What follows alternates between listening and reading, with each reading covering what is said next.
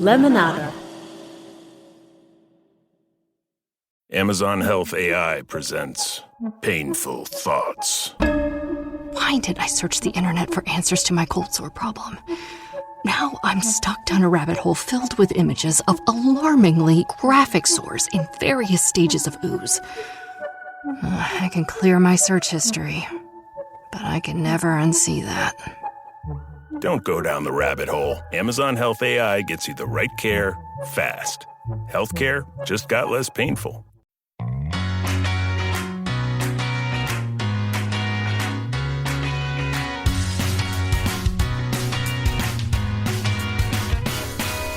Hello, we're here for More Happier, a podcast where we get happier. It's the weekend. It's observations and reflections with a looser vibe. Hey, Elizabeth. Hi, Gretch. Today we'll talk about my April Fool's triumphs, and I will ask Elizabeth about a question related to Los Angeles. But first, something making us happier. Elizabeth, what's something making you happier? What is making me happier is the reemergence of Lena Dunham, the creator and star of Girls. Gretch, you know I love Girls so much. I just did a rewatch of it. And the funny thing about that is that I thought I alone had this idea that I wanted to rewatch Girls, but I've seen Lena Dunham in a bunch of interviews lately because she has a new book out called Fame Sick, which is a memoir, which I'll talk about in a second. But she was saying in a lot of interviews that it's a thing that people are rewatching Girls. So apparently I was just in the zeitgeist and I didn't even realize it. Well, it's funny because that's on my 26 for 26 list, which is to watch Girls. And that's just because of you, because you told me to watch Mad Men for years and I didn't. And then I finally did. And I loved it beyond all measure. And then I thought, well, you always say how great Girls is. And so I've been meaning to do it too, but I didn't realize that it's part of culture right now. So that's so interesting. Yeah, Gretch. And in Fame 6, she chronicles sort of how creating Girls and all the way through the whole run of the show. And during that whole time, she was dealing with a chronic illness, which really had devastating like physical effects. And she didn't know exactly what was going on. So it was really a lot to deal with. And when you think that at the same time, she was starring in a show, doing a lot of the writing of the show, directing a lot of the show. I mean, it kind of blows my mind. Well, and she was 25 years old, right? Yes. And it was her first show. Her first meeting with HBO, she was 23, I believe. Wow. So this is just amazing. And she's such a good writer. And she really kind of went dark for a long time. She moved to London, she got married, and she just was very much doing her own thing. And now she's out and about promoting her book. Sarah and I are going to go see her talk about it. And I just love that she's back on the scene, and I'm hoping she stays out on the scene from now on. I can't wait to read the book. And I can't wait to watch the show. I've got to start watching. I know once I get started, I won't want to stop. Yes. But it's hard to start. And then you know that that's what you're going to want to do in all your free time. So there's that too. Well, one thing to keep in mind is it's a half hour as opposed to an hour. So it's a lot less of a time commitment than a show that's an hour. So you can think of it that way. Well, I wonder how it'll be different experiencing it, because I'm sure I'll be binging it rather than watching it a half an hour at a time. I do think that's interesting because when you watched it live and then you rewatched it binging. It's different. It's great to watch something one a week, but I am a binger. I mean, I am that person who, like with this book, once I started, I just could not stop. Yeah. And I listen to it because she reads it. There's also a lot of great interviews of her around if people want to Google Lena Dunham. Okay. All right. Gretch, what's making you happier? Well, the thing is, I'm still riding high from my high school reunion. So not my technical high school reunion or my official high school reunion, but I have a group of friends, a small group, where we get together every couple of years, usually around the same time, and we'll just go and spend 3 nights together. And we just hang out and walk around, go on a hike, sort of do whatever. And we've gone to a different place every time.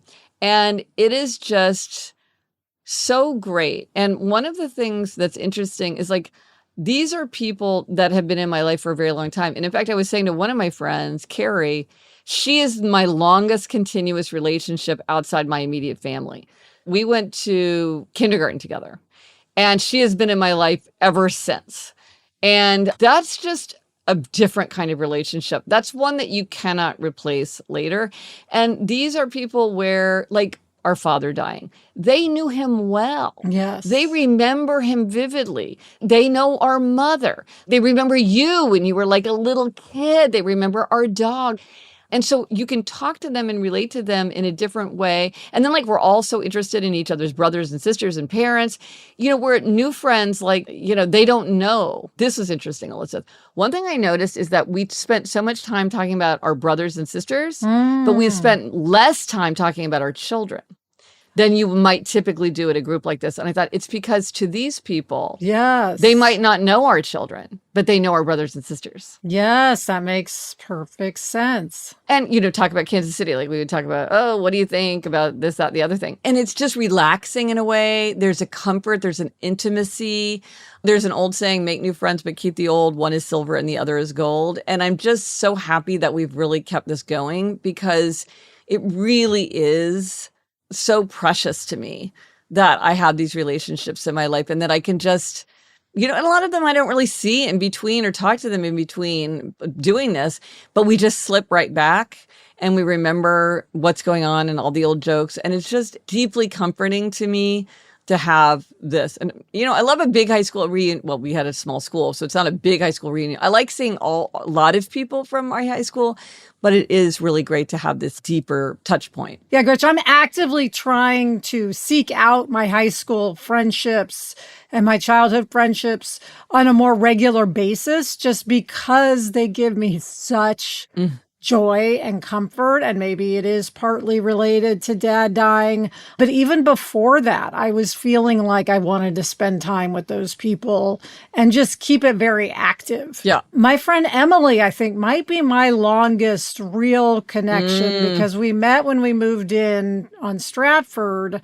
And how old was I? Wasn't I like 4? I was going into 4th grade. I think it was the summer before I was in 4th grade. And you're 5 years younger than I am. How old are you in 4th grade? I can never remember how old you are in the grades. Well, I guess that would be pre-K, though, if you just went by the grades. If you were going into 4th. Oh, right. You would have been pre-K. Right. So you were little. Yeah, you weren't even in kindergarten yet. Yeah. Right. And she was already living across the street, right, when we moved in? Yes. And she's in our life. We just saw our whole family. That's just what I'm saying. Well, it's an interesting question to say. What is the longest continuous relationship in your life? Like I said to Carrie, you are my longest continuous relationship in my life. You have like a special meaning for me. Well, that's great. Oh, and Emily too. Oh, that's fun. I love that you guys do that. That's so nice. It is really fun. But it just brings up this thing. Scheduling is life. The hardest part of this is the scheduling. It's the scheduling that is hard. And you just have to grapple with the scheduling. It's just when you've got more than one person doing something, the scheduling is always an issue. Yes, which is why doing it at the same time, roughly every year that you do it, is probably a good idea. Yeah. Well, and I'll say it in case it's useful for people. We have found that late April is a good time if you take into account spring breaks, graduations, holidays, weather, all these things. We landed on late April. Second half of April. And so if anybody's trying to think about coordinating, you might consider that time slot because it does seem like it avoids a lot of the common things that crop up. By the way, Gretch, can I just mention about your trip? I was giggling because you sent a photo and said we're making dinner. And I was thinking about the Real Housewives because, the Real Housewives go on trips and stay places, and they oftentimes one of the nights will make dinner, stay in and make dinner. Oh, good. And last time one of the groups did this because of their hair and makeup and all of that. They didn't actually start cooking dinner until 11:30 p.m. Oh. And I was thinking, I'm sure Gretchen's group is not starting to cook at 11:30. No, our hair and makeup did not interfere with our other activities. I will say that. That's so funny. The Real Housewives, their guide. That's funny. All right, Gretch, coming up, there's something I've been meaning to ask you, but first, this break.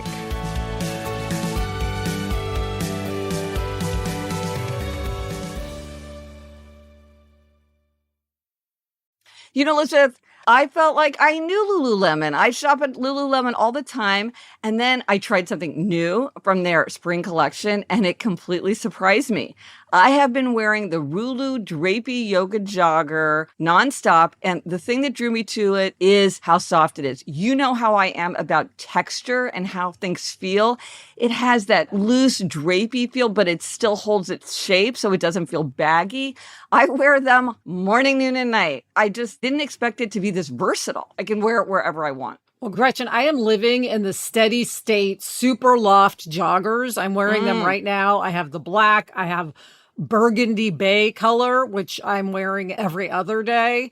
I just ordered another pair. They are the best, and I feel like they really elevate my athleisure. Well, and here's the thing you need to know. Lululemon does limited color runs. So when those new styles drop every Tuesday, they do go fast. So you don't want to wait. And if it's not for you, Lululemon offers free returns, no risk. That's lululemon.com. New drops every Tuesday. Go now. I've been trying to say yes more to little adventures. Nothing huge, just getting out of the routine and going somewhere different for the day. And it really makes you appreciate having a car that feels solid and comfortable, where you're not thinking about the drive, you're just focused on where you're going. That's what stood out to me about the Defender. It has that rugged design, but it also feels really thoughtful inside. And I like that there's a full lineup, from the 2-door 90 to the 110 and the 130 with seating for up to 8. So it really fits different kinds of plans. And it's built with those durable, purposeful materials so you can actually use it without worrying about every little thing. It also has features that make driving feel easier, like ClearSight technology and the Pivi Pro system, so you can keep track of where you're going and everything you want to listen to along the way. Plus, with up to 89 cubic feet of cargo space and available 3 rows, it gives you a lot of flexibility depending on what you're bringing with you. Explore the full Defender lineup at LandRoverUSA.com. Hey, it's Julie Louis-Dreyfus from Wiser Than Me, etc. Just popping in with a little reality check. Food waste shouldn't exist. There is no reason that our leftovers should end up in a landfill, but that's the final destination for about a third of the food we grow. God, our ancestors would be confused. They use their food scraps as compost, or as animal feed, or in weird soups, all the stuff we did before garbage was invented. But composting is hard work. Living with a bucket of rotten food on your counter is gross. Most food goes in the trash because it's easy. And these days, we'll take any easy we can get. But now there's something easier. Drop your scraps in a mill food recycler. It looks like a kitchen bin and an iPhone had a baby. It takes nearly anything, even meat and bones. It works automatically. You can keep filling it for weeks, and it never smells. When you finally empty it, you've got these nutrient-rich grounds. Use them in your garden, pour them in your green bin, or have Mill get them to a small farm so the food you don't eat can help grow the food you do, just like it should be. It's why I own a mill, why I invest in Mill, and why I'm still obsessed with my mill. If you want to get obsessed too, go to mill.com/wiser to get $75 off. That's mill.com/wiser for $75 off. Okay, Gretch, there's something I've been meaning to ask you because we sort of had a pre-discussion about this, but I never got the follow-up, which is your April Fool's joke this year, which you were very excited about, and I think you pulled off beautifully. Oh, no, everybody agreed this was my best yet. Okay. So I really like an April Fool's prank, but I like a gentle, fun April Fool's prank. I don't like a mean one or one where somebody's like honestly like distressed, because sometimes they can get kind of mean. So I like a gentle one, but I do love the whimsy of an April Fool's Day prank. So I was trying to think of what to do. And the thing is, I had to do something by text, I realized probably, because it's the empty nest, open door phase. And so I was really, because I used to do things related to breakfast, because that was just do it before school. So like I froze Eliza's bowl of Cheerios one time. That was hilarious. I wish I had a picture of her face when she picked up her spoon, because it really was truly hilarious. But anyway, so I was thinking about this, and this is what I came up with. And boy, did it work. So at 10 a.m. on April 1st, I text Eliza, a detective is going to call you. Tell the truth and stay calm. It will be fine. And then a minute later sent the same thing to Eleanor, but with Eleanor, I put hearts on it too, because I knew that was more of the Eleanor vibe. Mm-hmm. And I mean, in 1 second, Eliza's like, what? I can just see the bubbles filling and it going. And I thought, should I kind of drag it out? And then I thought, well, no, first of all, Liza just goes to 11 right away. And I'm like, okay, I don't want her to like lose it. And I've had my fun. And I said, no, April Fools. And she was like, oh my gosh, I got. I 100% fell for it. And then Eleanor was like, Mom, what's up, Mom? And then same thing. I told her right away. And she was like, okay, that's amazing. Oh, and then to Eliza, I said, Eleanor is now freaking out. Because Eleanor by that time was starting to answer. Gosh. So then with Jamie, I knew I couldn't use the same message with Jamie. I had to tweak it. So for Jamie, I was like, a detective is going to call you. Don't worry about it. It's no big deal. Okay. And he called me in a second saying, why is this detective calling me? He didn't even sound mad. I thought, he didn't really sound suspicious. He's like, okay, what's going on with this? But I mean, so within, I would say a minute, all of them had been pranked and then been the big reveal. And then on Family Text, everybody's like, this is the best yet. She got every single one of us hard. That is so funny. So it was really fun. This is a twist on an idea that I had gotten from my friend Jenny Wallace. Her version wasn't really going to work. I knew my family wouldn't fall for it, but she gave me this idea. So I ran with it. Yes. I think she was just trying to get her kid to respond to her. Right. Yeah. No, I really wanted them to believe it, even for a second. So good. I want to do that next year. And now for the spotlight on a tool. In the Happier app, there is Spring Bingo. If you want to have a fun way to get more movement, if you're doing Move 26 and 26, we have added a Spring Movement bingo card in the Happier app. Everybody loves a bingo card. You can check off quick challenges. And then if you complete a row or a column or the whole card, you get a little surprise. You can download the app at thehappierapp.com, and then you'll see it right on the homepage. Just another way to gamify the things we're trying to do. Just makes a big difference. Love a bingo card. All right, Gretch, coming up, there's something you've been meaning to ask me, but first this break.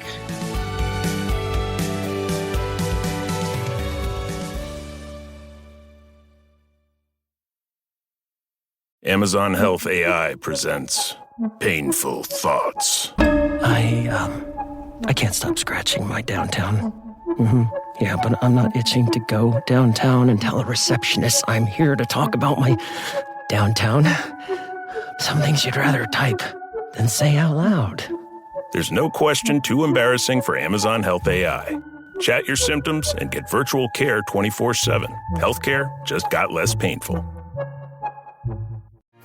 This message comes from Harvard Business School Executive Education. Now is the time to invest in yourself and change the world with your voice. Our programs connect you with faculty at the forefront of their fields, introduce you to a global network of leaders, and help you step into your full potential. The next chapter is yours. Let us help you write it. Apply today to accelerate your future. Learn more at hbs.me/accelerate. That's hbs.me/accelerate. Hey there, it's Gretchen and Elizabeth. Before this podcast continues, we'll need you to fill out 37 forms about your listening history. We'll wait. Just kidding. That would be ridiculous. Yet we all do it every time we need health care.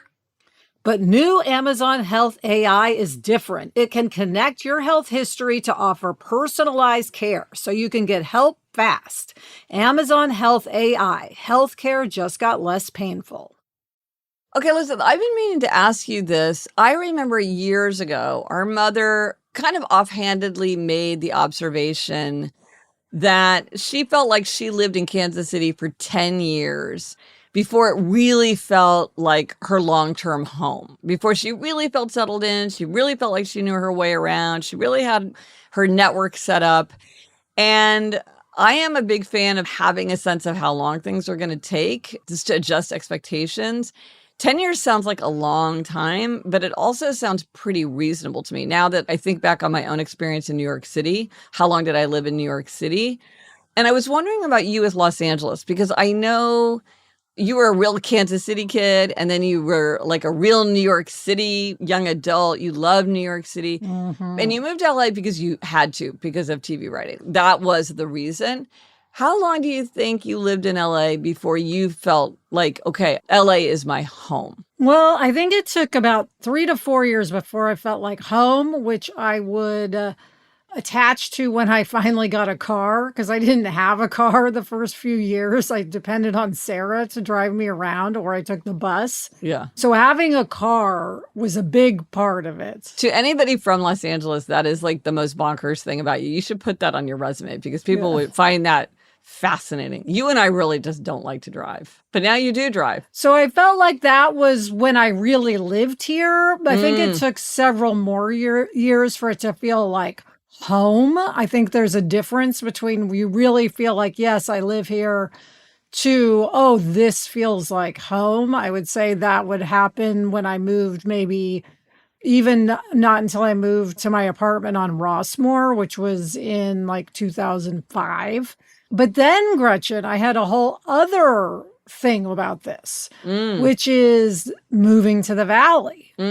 So it's very different living in LA, sort of the city, Hollywood, West Hollywood, Los Feliz, even Santa Monica, which technically is in LA, etc., from living in the Valley, which is what we call over the hill, meaning over a literal hill. So explain to people who don't know Los Angeles and the Valley, what's the significance of that? Well, it's kind of moving to suburbia. Our version of moving to suburbia is moving to the Valley. It's like Valley Girls comes from the Valley. You can go over these canyons, which are hills, which have amazing views, and then you go down the canyon and you're in the San Fernando Valley. So when Adam and I got engaged and bought a house, we moved to the Valley. And it took me a long time to feel like the Valley was my home, because I had a real psychological resistance against living in the suburbs. You know, I love New York. Growing up, I loved Kansas City, but it was very suburban. I always wanted to move to the city. So I had a real problem with my identity of being someone who moved to the suburbs. And it took me probably at least another 10 years, to Mom's point, to where I really feel now like the Valley is my home and I'm proud of the Valley. And I wear my 818 t-shirt, which is the area code of the Valley. And I wouldn't want to live in Los Angeles. You went from 816 to 818. Yes, that's true. KC is 816. So that was in a way a bigger adjustment for me than even going from New York to LA, because I think those both felt like cities and I had some sort of self-identity aligned with being in a city. But the Valley was a lot tougher, but now I'm, of course, passionate about it. I don't know if you remember New York City well enough. Do you think it's kind of like moving from Manhattan to Westchester? Yes, I think it is similar. Okay. Although what I will say is it's much easier to get from Encino to Beverly Hills than it is to get from Westchester to Midtown. It's really just 15 minutes. Right. But from Westchester, you can take the train. And so then, like, you can read and you can work and stuff. Anyway, but there's pros and cons. It's different. I just wondered if it was... I always am like, what is the this of that? Like, what is the... Yes. Soho of, or whatever, you know, you're in London and it has all the different neighborhoods, or you're in Paris and it has all the different neighborhoods. You're like, just give me some matchups just to help me understand. Now, what's funny is probably to a lot of people, the Valley would seem quite urban, you know? Yeah. For somebody who likes living in an apartment building and walking to everything and, you know, not driving, to me, it feels extremely suburban. I mean, there are yards, there are pools, there are sidewalks with parks and all of that. Well, it's interesting. I mean, I think it's good to just know that it takes a while to grow roots. But if you stay and you embrace where you are, you will get that feeling. Like you have had that feeling. It's also interesting to think about, like, what are the things that make something feel like home? I think for a lot of people, probably once they have kids and they're like in a school system and they're meeting people through school and then volunteering, that probably makes something feel like home. Or is it starting a book club? Or Right. is it totally understanding the transportation? I mean, I think in New York, one thing that really makes you feel like New York is home is when you can just use the subways with ease and you know, like, oh, I've got to cross at Times Square or, Union Station. Can I tell you that I still get like a little surge of self-satisfaction? I'm like, here I am striding between stations. I'm in the 7 corridor, switching to the EF. Watch me go. I really feel that way almost every single time. And by the way, now with an app, it just tells you exactly what to do. It's not even like you used to have to like really know the subway or like pour over the map and figure out what you're doing. Now you can just look at an app, but I still get a sense of satisfaction. It does make you feel connected to the place. I wonder if for some people too, knowing how to solve like I know where the dry cleaner is. If I need to get a key duplicated, if I need to buy mailing envelopes, I've been to the farmer's market. I know what are a couple different dog parks.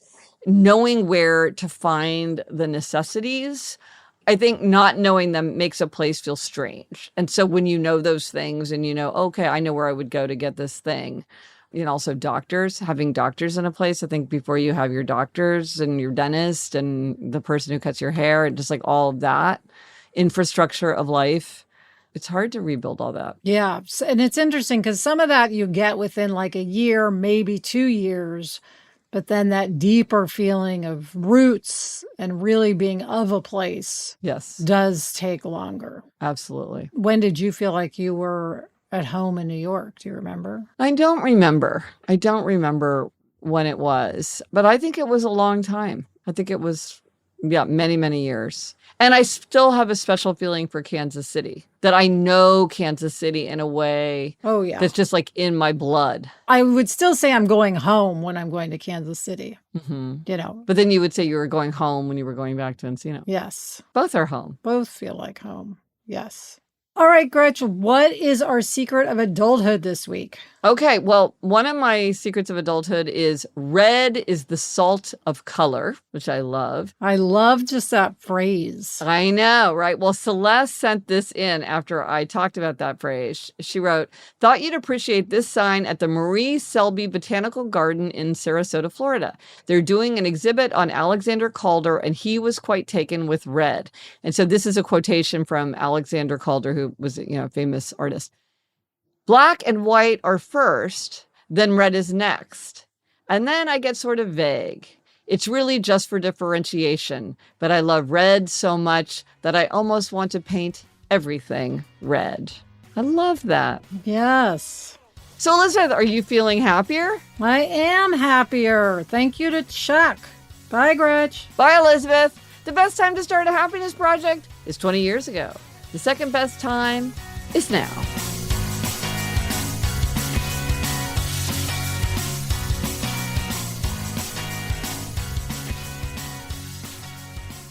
So, Elizabeth, I'm already starting to try to figure out what my next April Fool's prank is going to be because it's a lot of pressure now. Yes, that is going to be really hard to top, and they're going to be suspicious with anything texted. So, well, see, I think that this year I had that advantage because I had never done a text prank before, so they weren't looking for it. Whereas they probably were on the lookout for breakfast pranks because I had done several of those by the end there. Yes. Okay, this is going to take thought.